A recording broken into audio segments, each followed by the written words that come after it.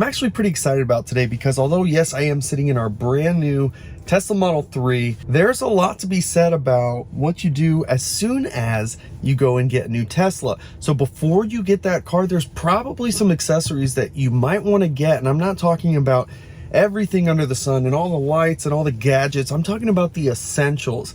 And that's what I'm focused on today. There's really only a handful of accessories that you may want to consider getting before you take delivery of your new Tesla, whether it's a Model Y or a Model 3. These accessories are the same for both cars that you may want to consider either getting before you take delivery or immediately after taking delivery. So having these accessories ready to go as soon as you get the car is going to make life just a little bit easier. So there's a few things to really think about, and you're going to need to do some pre-planning and decide which direction you're going to go with your car. It wasn't that long ago that Tesla stopped providing a little tray that goes into the center console. I don't know why they did this. It's a pretty basic thing, but nonetheless, they never included one in the front section of the center console anyways. So now you actually need two trays to go in your Tesla. So if you have a Model Y or Model 3, it is the same center console. These trays I like for two reasons. Number one, they're cheap. And number two, they just slide in and they work. They do exactly what you might want to do. And for us, I like having this little extra compartment on the side because I put my garage door opener there instead of hanging it on these visors, which are really thin and don't hold very well. I can also store a bunch of other stuff. It's pretty basic. There's not really a lot to be said about these. I just happen to like these and they're pretty affordable. There is, of course, a link in the description for all the accessories that I'm going to show you, including these trays. But another thing, there is a 12-volt plug here in the center console, and if you don't get a tray that has a cutout for that, you're never going to be able to access that 12-volt without pulling this tray out. So this is one of those that this particular design is open all the way across. Some of them just have a hole, and some of them have nothing at all, which blocks that 12-volt altogether. Of course, the lower center console tray does slide forward and makes it easy to get to your goodies underneath and slides back into place when you don't need to access that. The other thing is, I used to think that these center console trays in the front blocked that little light that was in there and made it hard to see. But on our previous car, I had a different one that was more open in the front and allowed that light to come through. And at nighttime, that's not a light that you're going to enjoy having shining. It's not an ambient light. It literally is just to be able to see inside of there underneath.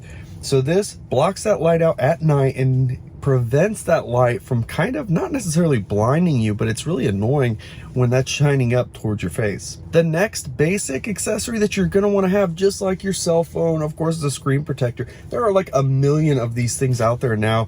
I have used the same one since our very first Model Y back in 2020, and it is a Carwiner screen protector. I've had good luck with it. It holds up really well. It doesn't really show smudges too terrible, and it's really cheap as well. I personally prefer the matte finish. They also have, of course, a clear finish, depending on what you like. Just know the reason I go with matte, there's two.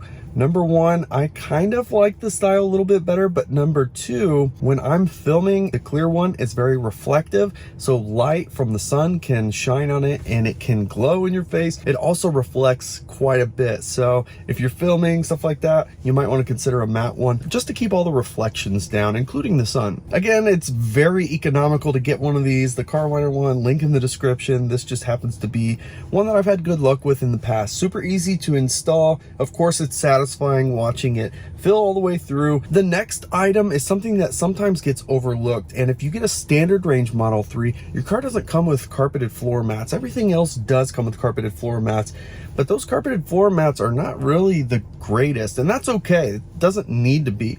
But there's a lot of options out there, and there are some good ones. I personally have preferred since the very beginning our 3D Max Spider floor mats, which I still love. These ones I took out of our Model 3 that we did end up selling, and I'm putting them now for reuse here in this car. I have the complete set, and I've always been happy with it. The nice thing is, in the trunk liner, that has a little bit of a ribbed section right in the middle, so when you lift up the sub-trunk lid, it doesn't prevent it from opening all the way, and you can still get in and out of that sub-trunk. So it's really nice from that perspective, but of course the coverage is fantastic, and I personally am a fan of the look of these 3D Max Spider floor mats. So for my Tesla.com, if you use code BTGSIM, you'll get 10 bucks off your set. Whether you just get the 3-piece that goes in the cabin, the front 2, and the 1 piece in the back row, or if you get the whole set. Because of the luck we've had with these floor mats, I highly recommend them. You can also do a pre-treatment to these, which I do. It helps to add to the longevity of these, make them look a little bit cleaner for a little bit longer, and prevents all that dirt and debris from really getting sucked into the pores of the mats.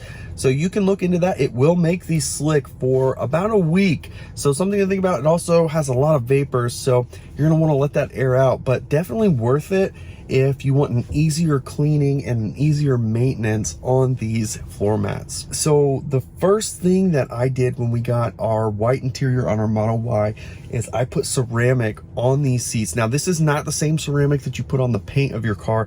It is a ceramic that's specifically formulated for seats just like these. These are not real leather seats. They're a vinyl product. So you can put a ceramic on there and not have to worry about preventing the seats from breathing like a traditional leather. It's not going to crack because of this.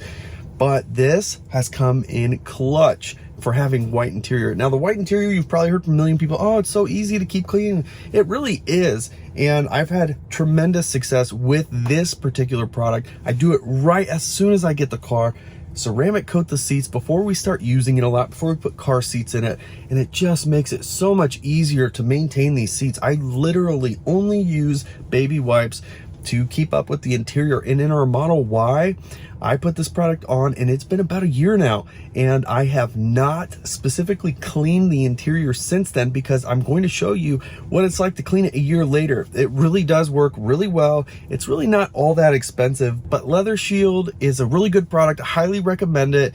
Link in the description, of course. And just for reference, I got 3 total applications out of this. And if you put it in a little bit heavier, just plan for having 2 coats. So you'll have 2 years of coverage by getting just that 1 kit.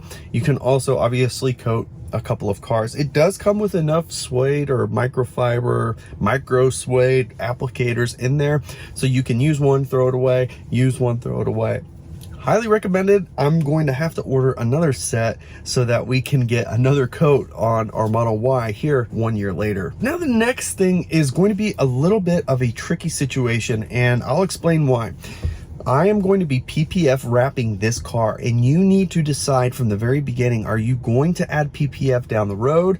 Are you going to do it right away? Obviously, if you're going to do it, doing it right away is highly recommended.